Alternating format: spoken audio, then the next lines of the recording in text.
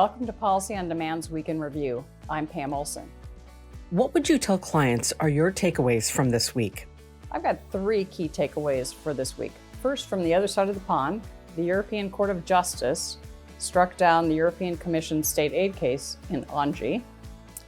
The second one is that the Supreme Court heard arguments in the mandatory repatriation tax case, Moore v. U.S.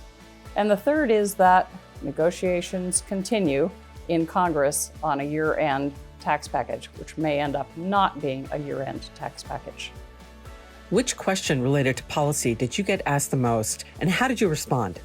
The question that seems to be most on people's mind because of the oral arguments this week is the Moore case and what the Supreme Court's going to do with the Moore case.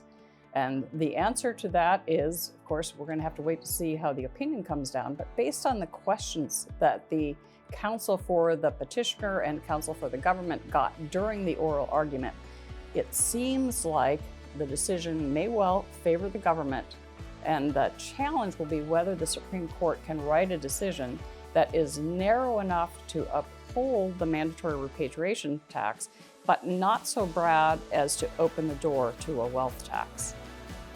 Where should companies focus their attention in the coming week? So in the week ahead, companies really need to continue to focus on those expired provisions.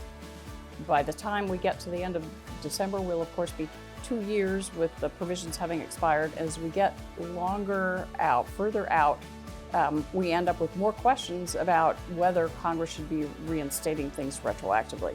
What companies have to drive home to Congress is that Congress has always reinstated things when they have allowed it to lapse.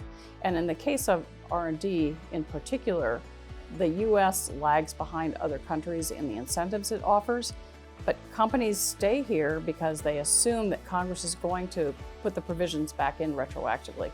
They need to continue to enforce the importance of that, because otherwise we will lose